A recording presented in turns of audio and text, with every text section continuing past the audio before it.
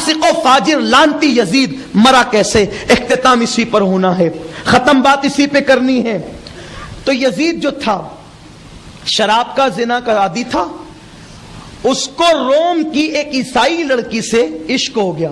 مختلف روایتیں ہیں, لیکن یہ روایت عقد الفرید سے میں پیش کر رہا ہوں, بڑی معتبر کتاب ہے.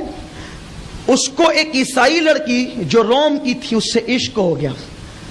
وہ لڑکی ایک راہب کی بیٹی تھی, بڑی خوبصورت تھی, اور جب تک کہ یزید بادشاہ نہیں بنا تھا اس کا دوست تو عبید اللہ ابن زیاد تھا. لیکن جب وہ بادشاہ بن گیا تو یزید کا دوست سرجون ابن منصور ہو گیا.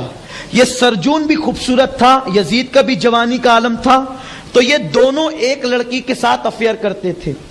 اب یہ لڑکی دونوں کو ہینڈل کرتی تھی, جو روم کی وہ راہب کی بیٹی تھی وہ دونوں کے ساتھ تھی, اور اسی دونوں کے میٹر میں کبھی کبھی سرجون میں اور یزید میں دشمنی بھی ہو جاتی. ایک دن یزید نے اس لڑکی کے بالوں میں ہاتھ ڈال کر کے کہا, کب تک مجھ سے دور رہو گی, میرے ساتھ شادی کر لے, نکاح کر لے. وہ عیسائی تھی.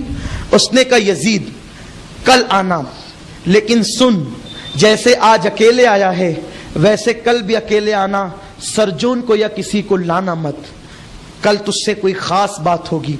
یزید خوشی خوشی چلا گیا, اور اس کے بعد اس راہب کا جو وہ تھا سوما تھا, وہ جنگل میں تھا, دمشق کے مضافات میں تھا.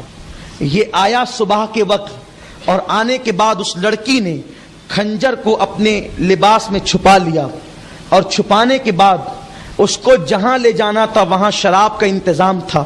پھر اس کے بعد ایک ہی گھوڑے پر, عربی گھوڑے پر یہ دونوں بیٹھے, آگے وہ لڑکی تھی, پیچھے یزید تھا, اور گھوڑا تیز تیز وہ دوڑانے لگی. جب گھوڑا خوب تیز تیز دوڑا کر دونوں پسینے پسینے ہو گئے, اور پھر پسینہ انتہائی شباب پر آ گیا, تو پھر یہ ہوا کہ گھوڑا اس نے روک لیا. وہاں پہلے ہی سے شراب کے مٹکے تھے. اس نے اترنے کے بعد یزید کو شراب پیش کیا. یزید شراب پہ شراب پیتا رہا, اور اس کے بعد کہتا تھا بولو کب میری مراد پوری ہوگی. اور اس نے شراب پیتے ہوئے جیسے ہی لڑکی کی طرف ہاتھ بڑھایا, لڑکی جان چکی تھی یہ وہ موٹا بہت تھا کہ اب جو ہے یہ اب بدمست ہو چکا ہے. اس نے دھکا دیا, یزید گرا, اور گرنے کے بعد اس نے یزید کے منہ پر پیر رکھا, اور پیر رکھ کر کے کہا شادی کرنا ہے, نکاح کرنا ہے مجھ سے. جو آل نبی کا وفادار نہ ہوا میرا کیا وفادار ہوگا. ایک عیسائی لڑکی, عیسائی راہب کی بیٹی کا قول ہے, جو اپنے نبی کی آل کا وفادار نہ ہوا میرا کیا وفادار ہوگا. اور اس نے اپنے پیروں سے اس کے منہ کو روندا, اور روندنے کے بعد یزید نے کہا بہت پیاس لگی ہے.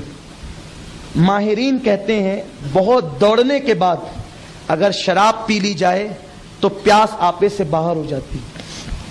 ایسا ماہرین کا کہنا, اللہ ہم سب کو اس سے بچائے, اس کی بو سے بھی بچائے, اس کے رنگ سے ہی بچائے, اسے دیکھنے سے ہی بچائے.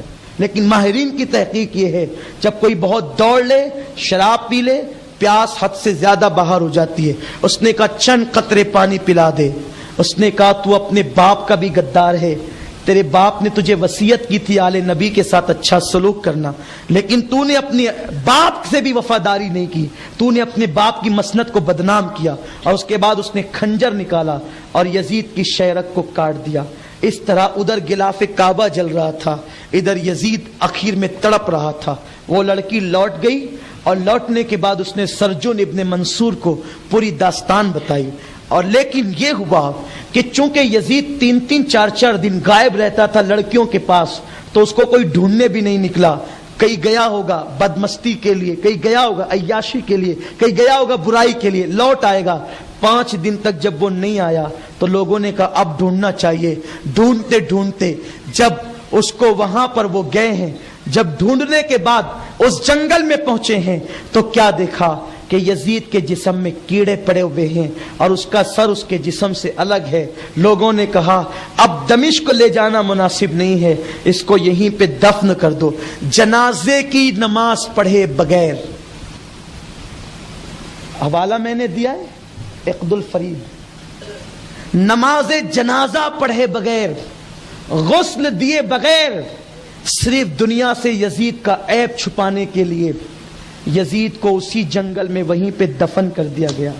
یزید دفن ہو گیا۔ پھر جب دور آیا عباسیوں کا تو وہاں پر لوہے کی بھٹی بنا دی گئی تاکہ وہ ہمیشہ اس آگ کو برداشت کرے۔ اب یزید کے بعد، چونکہ میں نے کہا تھا کہ یزید کے بیٹے کا موقف بیان کروں گا، اس لیے کہ باپ کو بیٹے سے زیادہ کون جانتا ہے؟ بیٹے سے زیادہ باپ کو کون جانتا ہے؟ باپ کی وہ راتیں بھی دیکھتا ہے، بستر بھی دیکھتا ہے، سب دیکھتا ہے، بستر دستر سب اس کے سامنے ہوتا ہے۔ ملا جی آپ نے بہت بڑی غلطی کی۔ یزید کا جو جائز بیٹا ہے میں اس کا موقف بیان کر رہا ہوں، وہ یزید کا بیٹا تھا لیکن تھا حلالی، اس لیے اس کی زبان سے حق نکلا۔ گالی دینے کا قائل نہیں، گالی دینا نہ میرا مسلک ہے۔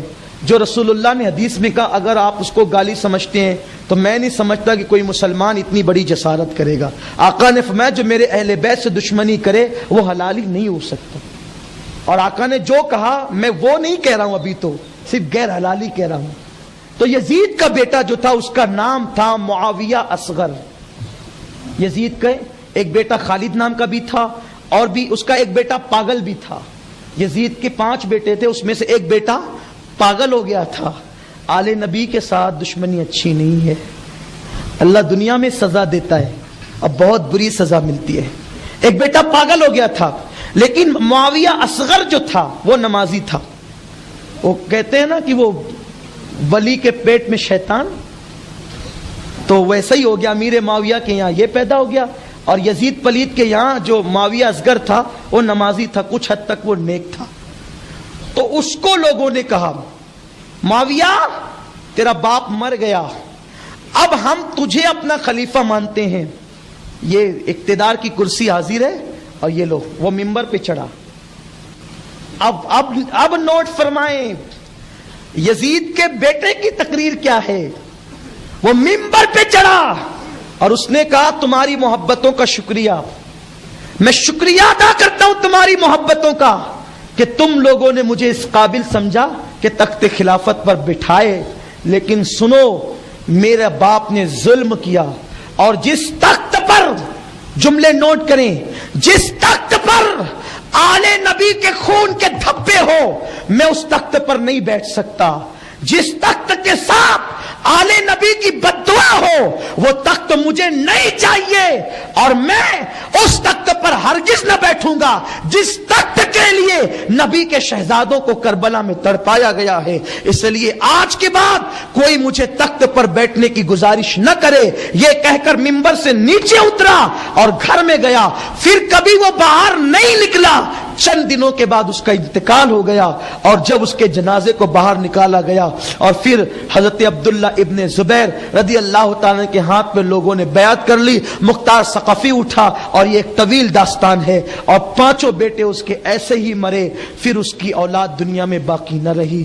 5 بیٹے رکھ کر بھی اولاد دنیا میں باقی نہ رہی۔ ایک امام زین العابدین سے ایسے ایسے ہیرے پیدا ہوئے، جعفر صادق، موسیٰ کاظم، علی رضا، محمد تقی، جناب نقی، علی جواد، حسن عسکری، غوث العظم، غریب نواز، وارث پاک، شاہ برکت اللہ، صابر کلیر، محبوب الہی نظام الدین اولیاء، حضرت سیدنا خواجہ قطب الدین بختیار کاکی، مخدوم اشرف جہانگیر سمنانی، یہ بڑے بڑے اولیاء، اکابر اولیاء، سید احمد کبیر رفاعی، سید احمد دسوقی، یہ سارے بڑے بڑے اولیاء اسی ایک امام زین العابدین سے جو ہے وہ دنیا میں تشریف لائے۔ حسنی حسینی سادات کا سلسلہ، حسینی سادات حضرت زین العابدین سے چلے، اور حسنی سادات حضرت حسن مصنع سے چلے۔ یاد رکھیں اللہ تعالیٰ آپ سب کو سلامت رکھے، حسینیت پر قائم رکھے۔